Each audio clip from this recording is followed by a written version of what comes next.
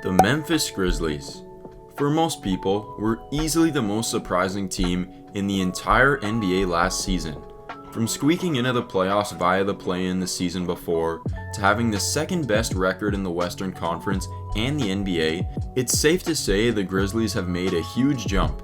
But now going into next season, the Grizzlies are on everyone's hit list. They're confident, chat a lot of crap, and a lot of people are preying on their downfall. The Grizzlies are no longer going to be surprising anybody coming out of the dark. They're one of the big boys now. With that now comes high expectation from themselves and everybody else. They're still yet to reach a Western Conference Finals or make the finals and ultimately win a championship. With that being said, because they have such a talented squad, head coach, and well-ran organization, I believe the Grizzlies can become NBA finalists within the next 3 years. How? It really comes down to 3 things.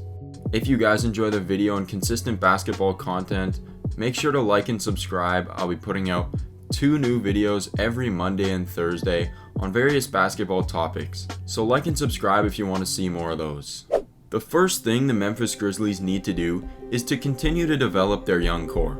I mean, this seems pretty self-explanatory though. The Grizzlies are young, so if they want to win, the young guys need to get better.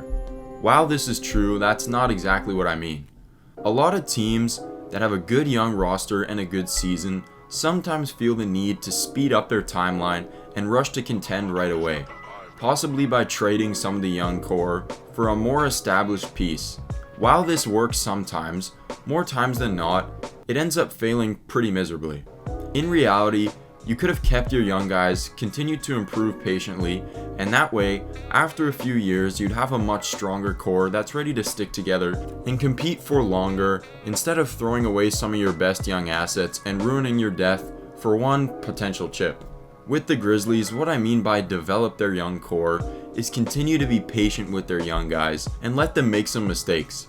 Help them learn like they've done with their guys so far.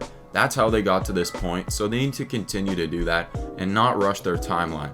You're at the point where you don't need to rush for short-term success when like 75% of your roster is under 23 years old. You will need to make some slight adjustments, but overall, stick with your timeline you're on right now. The next thing that needs to happen for the Memphis Grizzlies is the continued ascendancy of Ja Morant. Ja is everything Grizzlies. It's impossible to think about the Grizzlies without Ja. And this season, Ja took the big jump from borderline all-star to established all-star. That's so difficult for so many guys to achieve. For most people, it's consensus that Ja is a top 15 player in the league now.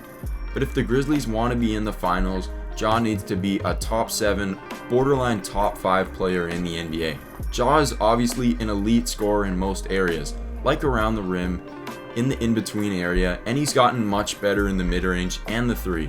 But of course, the main area of weakness in his offensive game is the 3 ball. If Ja wants to become elite, and the Grizzlies want to become elite, Ja's 3 ball is going to have to be around that 37 to 38% range. Sometimes with Ja's lack of perimeter shooting, it clogs down the offense, especially in the playoffs. We saw this in the majority of the Minnesota series, where they were able to force the ball out of Ja's hands, and because of his lack of shooting, off the ball he's not really a threat come playoff time, unlike the best guards, etc. in the league.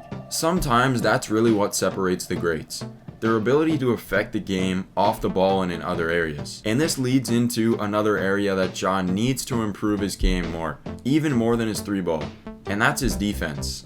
Ja's defense is below average and really gets exposed come playoff time. I mean, even Patrick Beverley was giving him a little bit of trouble. That's pretty concerning. A lot of defense is just effort. He's athletic and has long arms, so he's got the tools. I think sometimes he just doesn't try on defense because that's where he rests. He's got such a load on offense, sometimes you have to sacrifice in an area. But he's got talented teammates, so if he lets them handle a little more on offense, potentially in the regular season, and he figures out his defense and plays more off the ball, it's a win for the Grizzlies. If Ja can improve in these 2 areas even slightly over the next 3 seasons, he'll be on pace to become a top 7 player in the league and right where the Grizzlies need him to be. But the most important thing that needs to happen though, if the Grizzlies want to become finalists within the next 3 years, is they need to trade Dillon Brooks. Dillon is the heart and soul of the Grizzlies team and represents so much for them. But sometimes you have to make the hard decisions to progress forward. The Grizzlies have found their identity as a fast-paced team who in the half-court are focused around ball movement, and Dillon just doesn't really fit that. He's an inefficient scorer who takes a lot of dumb shots off the dribble and overall just slows down the pace of the offense. On defense, he's really good, but he takes himself out of games too much by getting into foul trouble way too often. Sometimes he's just so dumb, fam. In the playoffs, the offense flowed much better when he was off the court, and Zaire Williams was in his place. Zaire is younger, smarter, better catch and shoot shooter, and would benefit with the extra game time that he would have if Dillon left. As a Grizzlies fan, I love Dillon, and it would hurt to see him go, but sometimes the tough decisions are the right ones. At the end of the day, the NBA is a business. The Memphis Grizzlies are supremely talented and well coached by Taylor Jenkins, and also a well-led organization. If the Grizzlies continue to develop their young players by helping them make mistakes, if Ja becomes a top 7 player in the league, and if they let go of Dillon Brooks, the Memphis Grizzlies will become NBA finalists within the next 3 years. I have zero doubts. Thank you guys for watching. As always, stay rested. See you in the next one.